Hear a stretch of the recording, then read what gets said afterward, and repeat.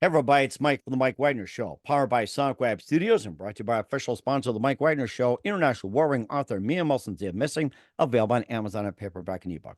We're here with a terrific gentleman who's a Simi Valley born, Portland, Oregon based singer, songwriter, and bassist for the Leans and also Richmond Fontana. We'll talk about that. I hope I got that right, the Leans, and played with Pat Smear, I Love You, and also Amy Loran, and also A Family Affair and Federline. And his most recent release is based around a Chicano experience and highlights the incident with the LAPD in a stolen car incident. And what's that about? We'll find out. He has a dedicated following on Spotify, YouTube, and more. We'll talk about his release.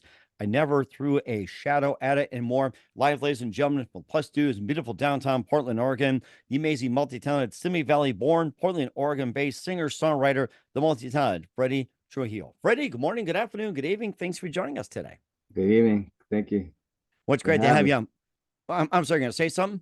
I said thank for having me. Oh, okay. I thought you were going to go a little more, but that's okay. No, So you're a Simi Valley born, Portland, Oregon based singer, songwriter, and bassist for the Deleans and Richmond Fontana. Is that right? The Deleans or Delines? the lines. That's what I thought. Okay, I just want to double check. So you play with Yeah. Pat Smear, You, I Love You, Amy Loran, and also A Family Affair, and Federal. You starred up there as well. Your most recent release is based around a Chicano experience and highlights an incident with the LAPD in a stolen car incident. You have a dedicated following on Spotify and YouTube. You have previous releases, A Mexica, Sketch of a Man, Hawks and Highways, and your newest is called I Never Threw a Shadow at. Before getting to all that, Freddie, tell us how you first got started. I was the band Amy Lorraine and the Family Affair. That was with my sister Okay. years ago. Uh, I when she first joined a band, it's funny because my dad played guitar. He's a very very excellent guitar player. He could play like Chet Atkins and play classical. And he was self taught and just I think he might have been a little spectrumy, you know what I mean? He knew how Mm-hmm. high level he was, but I grew up around hearing that, and he loved the Beatles as well, and it's some of my first memories were just crawling up and seeing Rubber Soul like right here in my face because Oh, I'm on yeah, the that's ground. one of my favorite I albums. was I love it. yeah, I was just so enamored with that cover, and but I think when my sister, my dad and my mom divorced, and it was just like it was all around that summer. My sister joined a band. It was like a heavy metal band, and we were practicing in our garage. And I think once I saw kids just like a little bit older than me playing, it it was seemed more appealing than just the thing that my dad did. You know what I mean? And I just realized, I just like had a knack for it, and I think I wanted to play guitar first, but I acquired a bass and just fell into that. And then quickly, I kind of, when I think about it, Paul McCartney and Gene Simmons were always like my favorite. And I say those bands because that's as deep as my musical knowledge went as a young kid. It's like, and so Paul McCartney and Gene Simmons being bass players, I think it seemed like the bass chose me. That is interesting. You've been playing guitar for a while, and what do you mean by the bass chose you? I was just curious about that one.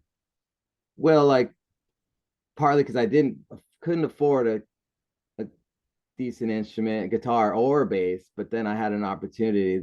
One of the basses I still play came to me in 1983, and it was just a friend of mine.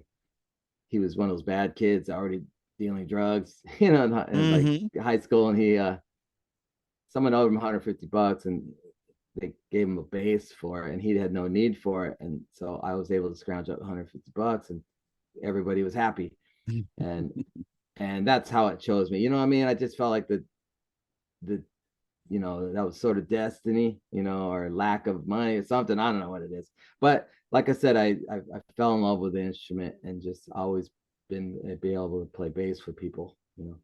Mm-hmm. That's certainly interesting. Who are your favorite singers, songwriters, musicians, and especially bass players? Um, And well, besides Paul McCartney and Gene Simmons, who else? uh, well, I really love as a songwriter. When I first started writing songs, um, I was obviously John Lennon them too, but Neil Young.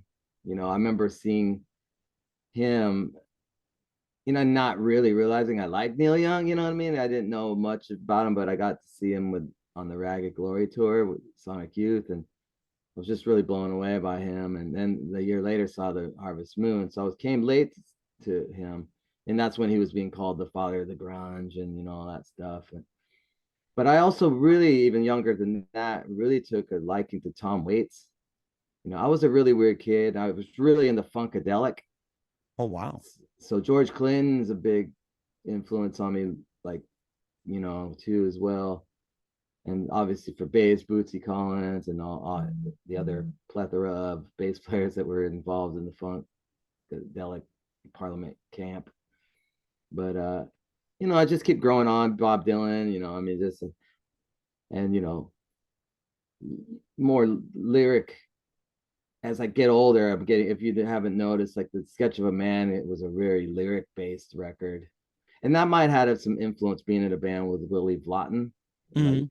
with Richmond Fontaine, and now the Delines. And I never thought of writing songs in narrative, before, and it was like always like, oh, you need a verse, you need a chorus, that kind of thing. But Mhm. I don't know. The list goes on. Los Lobos is obviously a big, huge. Oh, yeah, my number one. I love Los Lobos. Love Yeah, I Los mean, they always have, Alejandro Escovedo and Freddie Fender, and all the Yeah, Chicago. Freddie Fender. I love that one. I think that's part of your songs too. And we'll talk Yeah, about some of the music, also talk about your involvement in the lines and Richmond Fontaine. And I never threw a shadow at it with the amazing Freddy Trujillo. But first, listen to the Mike Wagner Show at the MikeWagnerShow.com, powered by Sonic Web Studios. Visit online at sonicwebstudios.com for all your needs. Looking at a professional website without breaking your budget, Sonic Web Studios is the answer.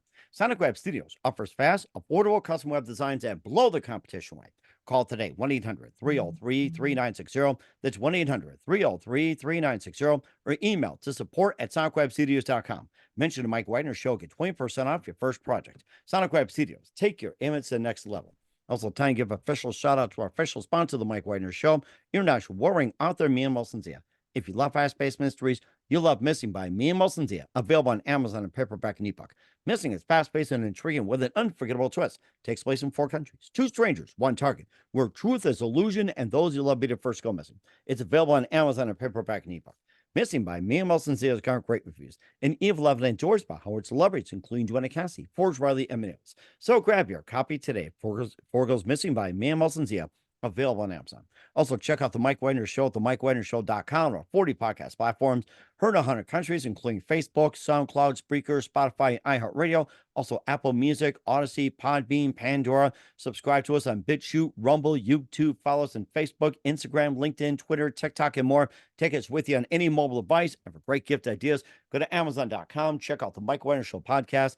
T-shirts, pop sockets, throw pillows, tote bags, hoodies. Makes great gifts 24/7. Go to Amazon.com. Check out the Mike Wagner Show podcast. And for more great gift ideas, go to Amazon.com/me and Wilson Zia for great books like Missing, Once, and Wrinkles. Also t-shirts, pop sockets, hoodies, phone cases, and more.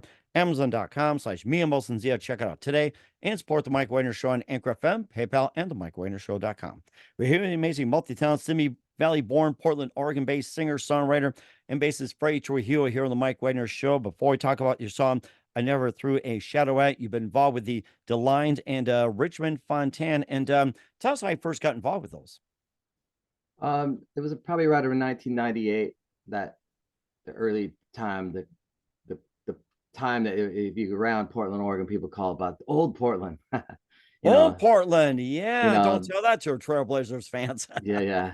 But anyway, so I have a buddy from Los Angeles I known for a long time. He's the best man at my wedding. His name's Luther Russell. He currently plays with the one surviving member of Big Star, Hmm. Jody Stevens, and they have a thing called Those Pretty Wrongs. But anyway, he produced Richmond Fontaine's record Lost Son.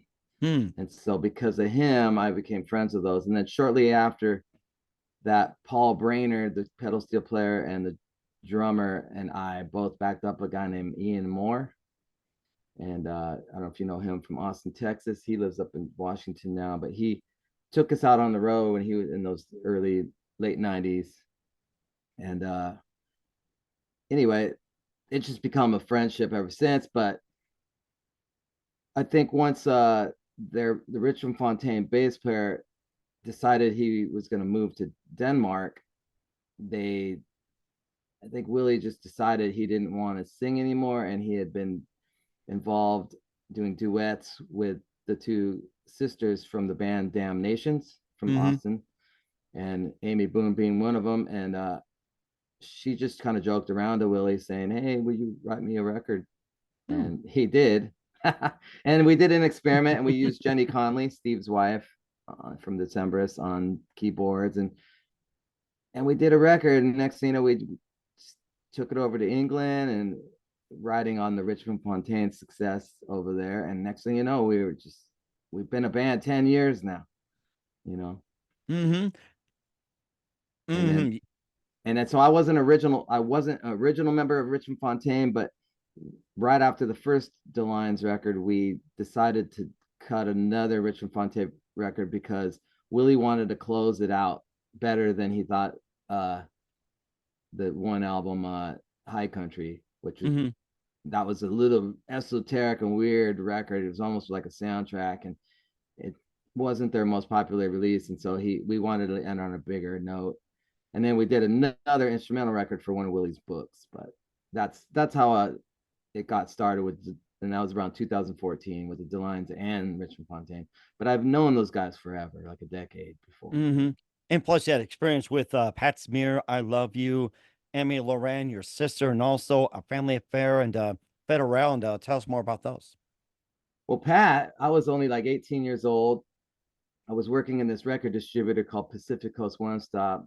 Um, I mentioned a lot of these things in the Sketch of a Man record, but it was just by chance. Me and this guy named Chuck Archibald, who's my Portland connection, and he found out that Pat was trying people out for this album he would put out on SST, and under the name Ruth and Smear.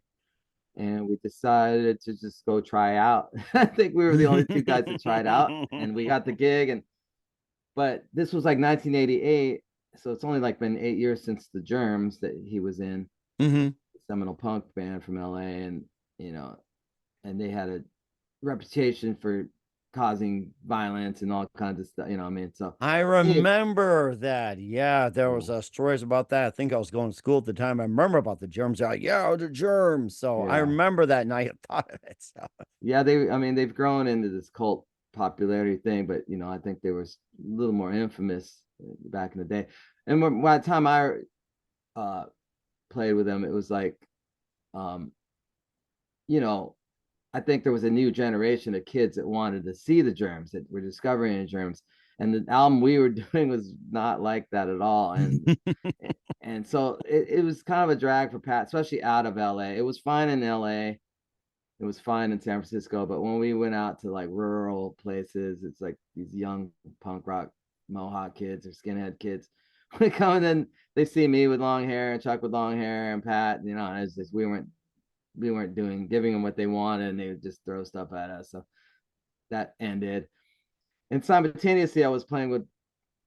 We all lived in this building called the Havenhurst, and the I Love You guys lived upstairs, and I just filled in with them. And I remember leaving their band before they actually completely signed a record deal, and it was just kind of a filling in for them kind of thing at the moment. But Mm-hmm. they also just kind of did a lot of psychedelics that I wasn't like super into at the time. You know what I mean? Right. They were Yes. great guys, and they were, you know, I don't know, but it just I was just a little more sheltered, I guess. I didn't Mm. understand that, you know. But in hindsight, I wish I would have stayed with them because they were great players and a cool band, and they're, you know, and I'm still lifelong friends with those guys. And Mm-hmm. they did two great records for Geffen. Nice. Stoner Okay. Rock, Stoner Rock. Uh-huh. And of course, you're making great music yourself. You've got a Mexica, Sketch of a Man, and also Hawks and Highways. And tell us more about those. Well, just throughout the years. So I mentioned that you mentioned the band Federale. Don't be confused with there's a band called Federale now, but the band I had was with my friend Luther Russell, Mark Ford, that was in the Black Crows, and then later he's had his own solo career. He was well, we knew him through a band called Burning Tree that was a, you know, another local band around LA at the time. And there was a really cool club called the Coconut Teaser that Luther's band, the Freewheelers, and my band, Family Affair, and Burning Tree, I Love You. We all play there. And Len Fagan was a really cool guy, just one of those dudes that knew everybody in Laurel Canyon. And so any night of the week, he, you know, would bring in some rock star, you know, like Greg Allman would come in or something, you know, Nice. or you know, Arthur Lee or something, you know what I mean? He was just always knew everybody. And so anyway, that Federale band, you know, it was short lived. It was signed, and then I don't know, our A&R person got fired, and blah, blah. But after that ended, we ended up with some money, and Luther just talked me into doing a solo record. We had a lot of time on our hand, and he pretty much laid it out to me how to make a record. And we I showed him some of this little ideas I had. And we demoed them out, and we mapped out the record. And that was the first one. And I worked with Alex on that one years ago. And then, you know, it was tough. I didn't have the confidence. I was trying to put a band together, and then I just let that one kind of fizzle. And about 2010, I went through a rough patch with some friends dying, and I was in this band called Kagwama with this young kid, and he died. And then I got rear-ended. I just decided to throw my money that I got from the accident into art instead, and went and recorded a Mexica. And I'm really proud of that record. And me and Luther did it in like 2 weeks. Wow. On analog machines. That's the way Luther likes to work, really fast on analog machines, you know. And you know, we always had the saying, time, you know, work, you know, conforms to time a lot or whatever. And we just stuck by that, and we're able to finish these things, you know. And even Sketch of a Man we did in a week on a 4-track, which we call that our the Nebraska kind of. We did it like Nebraska. Yeah, I think we talked about you being Nebraska, almost like a Bruce Springsteen, just plain 4-track and everything. Yeah, That that is Sketch of really Man, interesting. that one's all 4-track cassette. And like I said, very lyric based. So it seemed fitting to do it like that way, like just real personal about the lyrics. And then it seems like I'm getting older, I'm getting a little more prolific. So I didn't let as much time go by before putting out this new one. And I'm already starting to record another one. So it's like, you know, I Dang, don't it know just what's keeps happening. I going. don't know. Yeah, it just keeps going and going. I know what you mean. Plus, you had Hawks and Highways as well. Yeah, that was his first one. Yeah, and that, like I said, that came out of just having some money from the getting dropped from a label, and then we just you know, then Nemexia, and then Sketch of a Man, now this one. And then my next record is going to be all bird themed. I'm really into bird watching, and the working title is called Ave Trujillo. But I like that one. Yeah. And what you talk about bird watching? It's one of my favorites. What are some of your favorite birds? well, I started off with the birds of prey, and I always say that probably the red-tailed hawk is one of my favorite. That's, you know, hence the first album, Hawks and Highways, because I always see the red tail always by the highway, you know. And that's, you know, when people like play those games when they're traveling, like counting Volkswagen bugs or out of state license plates. Or is this like, slap, slap, slap, whatever it is? Yeah, Yeah. yeah. I like to see how many raptors I see hunting by the freeway, you know. But I don't know. I have so many favorite birds. I just saw a vermilion flycatcher. It's Hmm. kind of an accidental up into the southwest, and it's not completely. But I was just down there in LA at a funeral for my dad, Oh, wow. and I kind of feel like it was my dad visiting, because it was a pretty rare sighting. It's a red and black flycatcher, very beautiful bird. And I was like, holy mackerel, what is you know? So that's my new favorite bird right now. You know, Mm. I've been thinking about that sighting. You know, it was a lifer to me, a new bird. Oh, yeah. Lots of them. What are the more popular birds up by where you're at? Um, you get a lot of robins and flickers, chickadees, and um, scrub jays, stellar jays. You know, that's, you know, crows, and, you know, just for backyard things. Every once in a while, you'll see like western tanagers flying through, or a warbler, or we get lesser goldfinches, Hmm. and if you're kind of like near good habitat, you might get some grosbeaks and some different kinds of thrushes, the varied thrush, which looks a lot like a robin kind of. Mm-hmm. But it doesn't take, you don't have to go very far to see some other really great waterfowl, especially this time of year right now. You're getting a lot of stuff because they all come home at this time to nest up here. Right. Yeah. And of course, you got some, other popular ones. You got some singles like you got Corpus Christi, you got 73 Capri, and also I Didn't Cross the Border. And of course, I like this one, Freddie Fender. And I forgot about Little Birds as well, too. And the Owl Dance is part of your singles repertoire. Yeah, yeah, yeah. Yeah, the Owl Dance was the first record. That is a ladies' choice dance at a powwow. And that's how I Hmm. met my wife. She Owl Dance, really? What is the Owl Dance exactly? so it's not, so most powwows are like exhibition dancing, competition dancing. That's just kind of a like, what do you call it, intermission dance, where when they call an owl dance, the rule is a lady goes and finds somebody and asks them to owl dance. If he refuses her, he has to give her money. I thought So it'd be I a did good. slap in the face or something. That's how we do it in America. You Yeah. don't want to go out with me? Slap. And then but yeah, the new singles are Corpus Christi was actually a Deline song that got left out, and I really liked it. And I asked Willie if I could have it, and he said sure.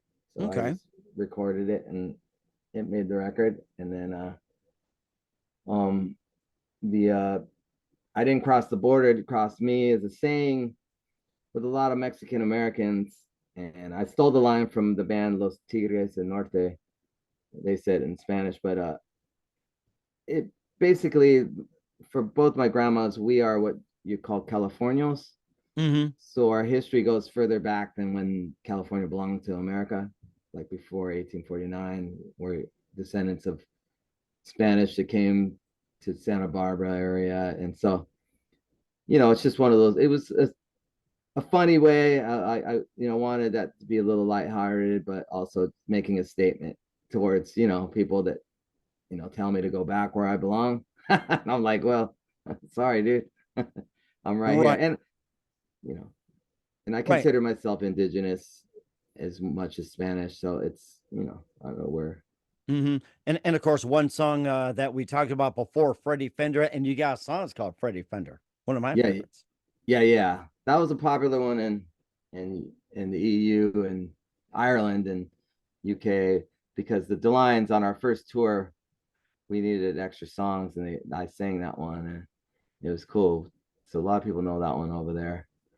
And that, like I got a lot of Chicano heroes, and Freddie Fender being one of them. I'm a huge fan of Doug Somm, so the Texas Tornadoes, like both of them were Oh, huge. yes. I remember the Texas Tornadoes. That's right. Yeah, and that was just an all-star group. And but Andre, you want to talk about the title track at all, or? Yeah, let's do that. We'll get to that part with just 1 minute. I never Okay. threw a shot at it with Freddy Trujillo. You listen to the Mike Wagner Show at the MikeWagnerShow.com, powered by Sonic Web Studios, and brought to you by our official sponsor of the Mike Wagner Show, international warring author Mia Molson. We'll be back with the multi-talented Freddy Trujillo after this time out.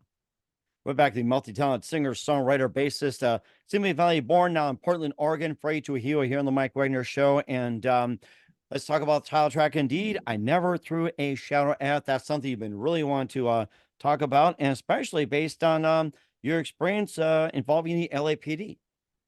Yeah, it was the night my nephew was being born, and like the Family Affair band. Like I said, we had some money from that. It's because my sister Amy Lorraine, that was her stage name.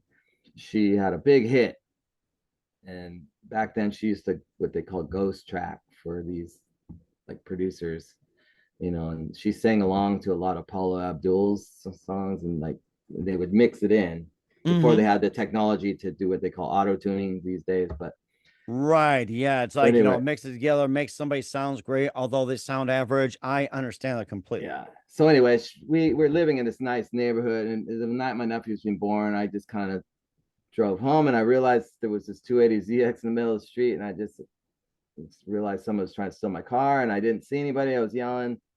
No one came out, so I, went in my house, and by then they came running out and took off. But I managed to write the license plate down, and when I called the police, say, hey, I got a license plate number, blah blah blah.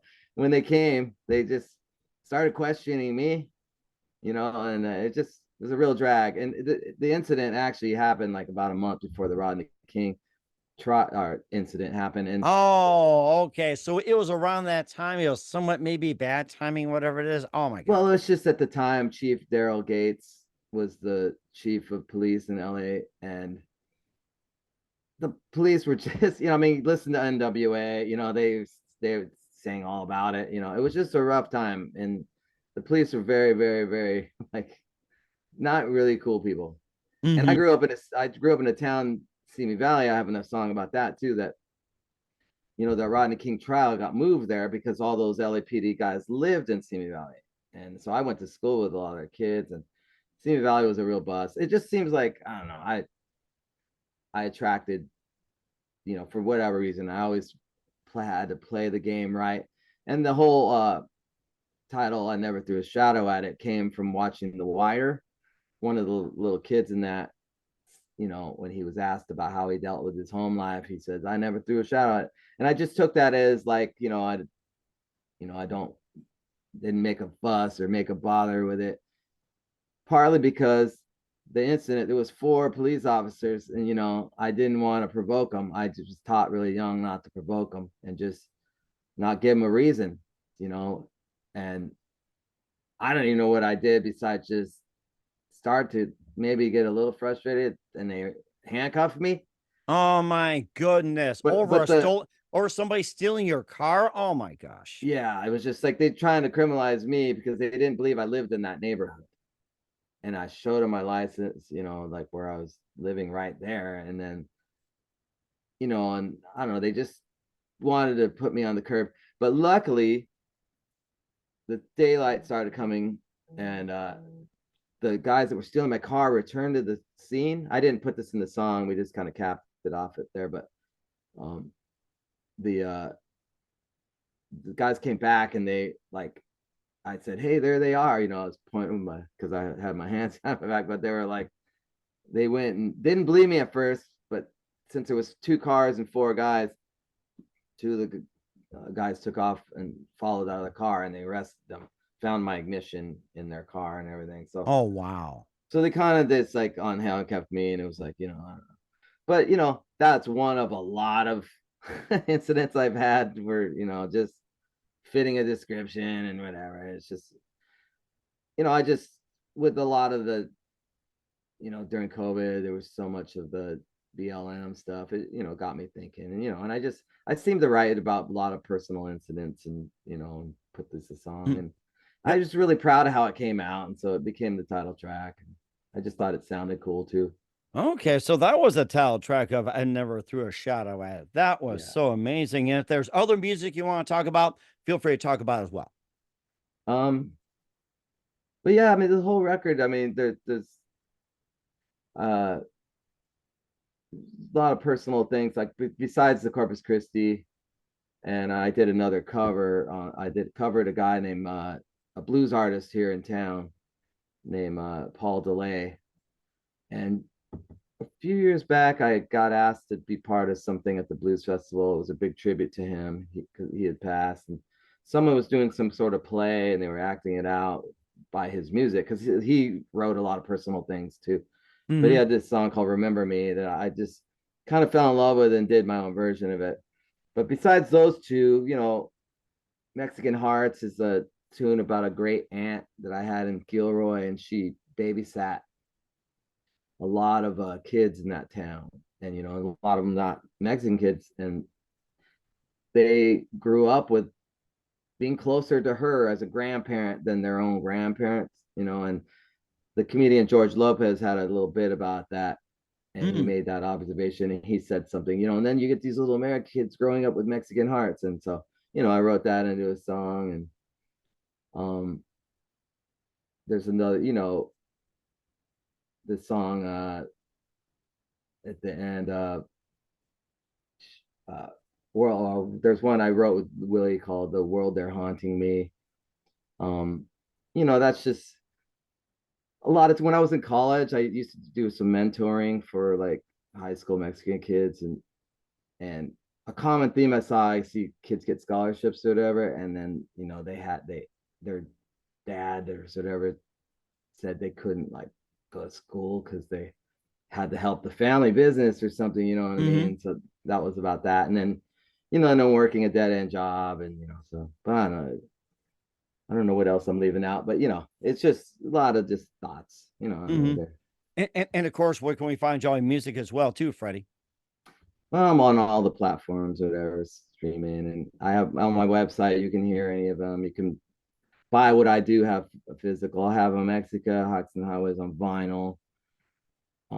The rest on CD. I haven't really like been printing up things on vinyl, partly because I want to throw money more into publicity and get back out on the road. I'm sort of a late bloomer when it comes to you know establishing a legit solo career out of the Northwest, and luckily because of the lines, I probably have a good following over there because they let me sell my merch on the table over there. So it's Nice. like Okay. I've sold a lot of merch over there because records and stuff. But so yeah, website, whatever your streaming platform, YouTube, whatever, I have some videos and And what's the name of the website? freddytrujillo.com. All right. Well, certainly check that out. We're here And with the there's a mailing list you can sign up to if you want to know more about what's going on or where I might be. Like I said, I'm going to be trying to get around more often, get over to okay. Texas and Oh, okay. All right. That's a great idea. And of course, the Badlands and wherever else you go, even Nebraska and everything. It's yeah, I would love to get up that way there again. you go. We're looking forward to it. Here with the amazing bassist of the Lions in Richmond, Fontaine, with Never Threw a Shadow at Freddie Trujillo. We're here on the Mike Wagner Show. Just a couple things, Freddie. What else can we expect in 2024 and beyond? Well, like I said, I'm gonna hit the road. Um, in a few weeks, I have a record release party, May 24th. Right after that, I'm gonna do a California run, and then the Lions are going to UK and over to Netherlands in June and July, and they're gonna let me open up. Nice. And in the meantime, I'll probably try to do another California run, get over to Texas somehow, and then like I said earlier, I've been working on a new record, and with Corey from the Delines again. This went pretty smoothly, and then Luther Russell and I are talking about doing another record together. So I got some things. All right. Sounds like you got going on, Freddie. And this is great. And who do you consider biggest influence in your career?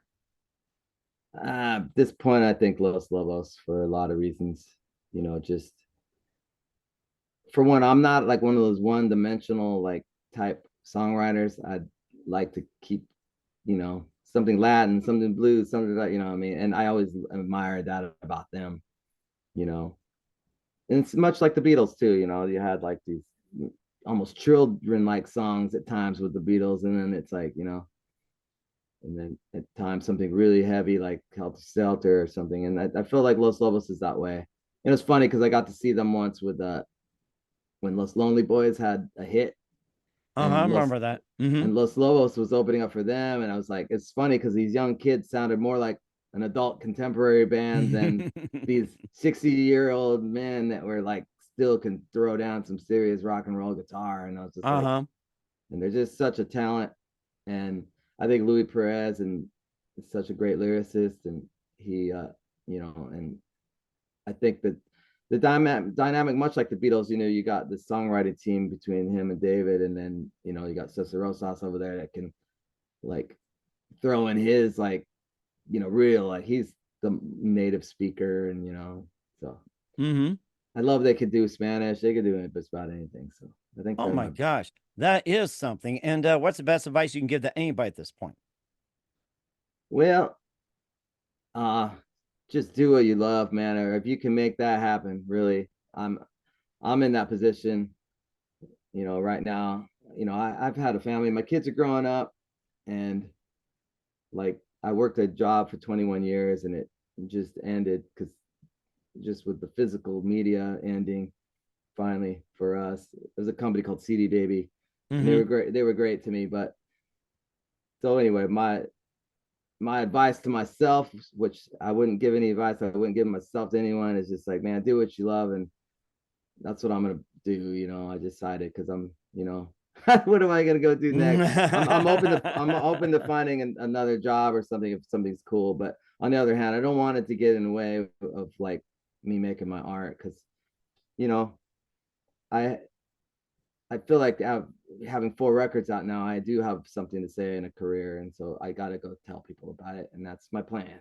So And that's a good plan indeed as well, too. So once again, we're with the amazing singer, songwriter, bassist Freddy Trujillo with I never threw a shout out here on Mike Wagner's show. We'll be playing one of his music as well, too, including the title track at the end of all the interview. Make sure you catch that. Freddie, a very big thank you for your time. You've been absolutely fantastic. yeah, Looking forward to having you again soon. Make sure you keep us up to date. Keep in touch. We'd love to have you back. Once again, but, what's your website? How do people contact you? Where can people purchase or check out your music? at freddytrujillo.com, you can. That's a one-stop shop. You can have all my dates there. You can sign up for a mailing list, but I keep that updated. And you can follow me, Freddy Trujillo, at Instagram or Facebook, and and follow me on your favorite DSP. You know, they're getting to be more like social media as well. And if this comes out before May 24th, come see me, you Portland people, at the Showdown with Mike Kirkendall and All 8 right. Mile. All right. We'll certainly check that out. Once again, Freddie, very big thank you for your time. You've been absolutely amazing. Learned a lot. Thank you, Looking Mike. forward to having you again soon. Make sure you keep us up to date. Keep in touch. We'd love to have you back. We wish you all the best. And Freddie, you definitely have a great future ahead of you. You too, man. Thank you so much.